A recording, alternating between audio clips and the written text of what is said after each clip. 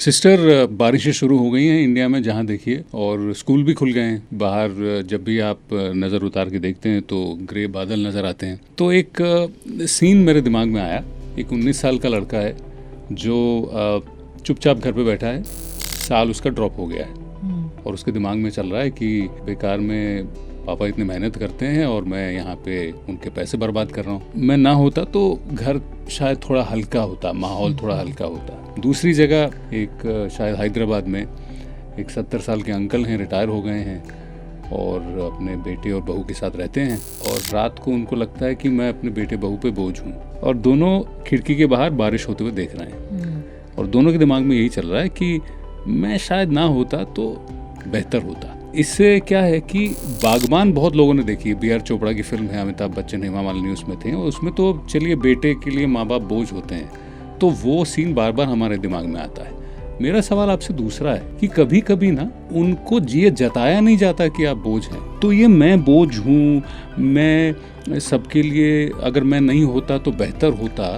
ये अपने आप अपने मन में कैसे आ जाता है, और ऐसे केस में उनको क्या बताया जाए, चाहे वो बच्चा हो या बूढ़ा। लैक ऑफ सेल्फ रिस्पेक्ट है, इसलिए ये बहुत ज़रूरी है कि एक होता है अकेलापन, दूसरा होता है एकांत। दोनों में बहुत फर्क है, solitude and being lonely.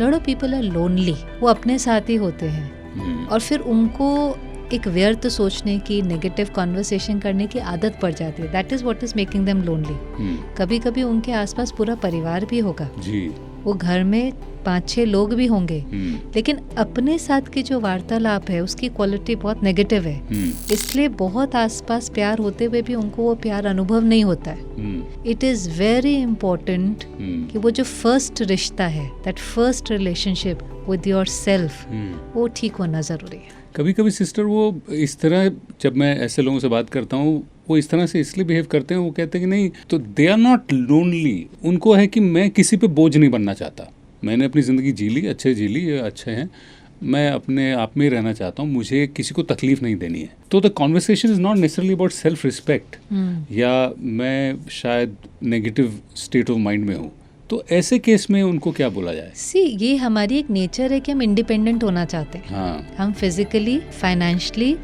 Emotionally, socially independent होना पसंद करते हैं। हम थोड़ा समय भी बीमार हो, हमें डिपेंडेंट होना नहीं अच्छा लगता कि कोई दो जने मेरे को सपोर्ट करे, वो हमारी नेचर नहीं है। लेकिन at the same time I have to understand कि कभी कभी किसी किसी समय पर सपोर्ट लेना पड़ता है और सपोर्ट देना भी पड़ता है, and that is okay, that is okay. पर ये नेचुरल नेचर इंडिपेंडेंट होने की है, इसलिए हमें कई बार लगता है कि हम किसी के ऊपर बोझ की तरह हैं। पर फिर भी मुझे लगता है, देखो, अगर आप इमोशनली स्ट्रॉन्ग हैं, मैच्योर हैं, इमोशनली इंडिपेंडेंट हैं, तो आप जल्दी से किसी पर बोझ नहीं बनते।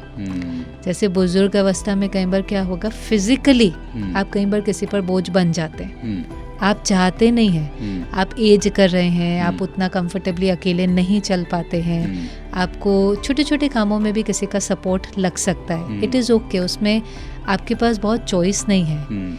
लेकिन इमोशनली अगर आप इरिटेबल हैं, गुस्सा करते हैं, इम्पेशेंट होते हैं, वो आप ज़्यादा बोझ बन रहे हैं दूसरे लोगों पर।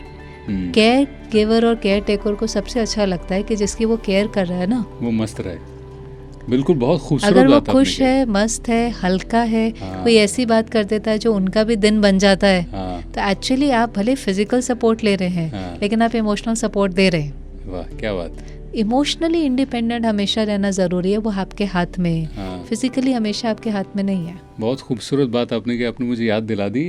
नील साइमन का एक प्ले है द सनशाइन बॉयज़, वो दो बुजुर्ग कॉमेडियन, स्टैंड अप कॉमेडियंस के बारे में जो अब रिटायर हो चुके हैं या बहुत सालों से एक दूसरे से बात नहीं करते। उसमें एक सीन है जहाँ उनमें से जो एक कॉमेडियन है वो बीमार है और एक केयर टेकर उसके पास है, लेकिन उनका सेंस ऑफ ह्यूमर क्योंकि बहुत अच्छा है, तो केयर टेकर बहुत परेशान करते हैं, और केयर टेकर कहते हैं तुम्हारी मैं परेशानी इसलिए ले लेती हूँ, तुम ये जो करते हो क्योंकि तुम बहुत ह्यूमरस बंदे हो, तो I don't mind doing all of this, ये जो तुम नाटक करते हो। So you are absolutely right कि फिजिकली चाहे आप वीक हो, अगर आप मेंटली स्ट्रांग रहेंगे, इमोशनली स्ट्रांग रहेंगे, तो शायद आपकी ज़रूरत हमेशा बनी रहेगी। एम्स हॉस्पिटल के एक नर्स कुछ समय पहले मिली थी और वो सुना रही थी कि वो उस वार्ड में थी जहाँ पर ज़्यादातर वो लोग आते थे जिन पैरालिसिस हो जाता है। हाँ।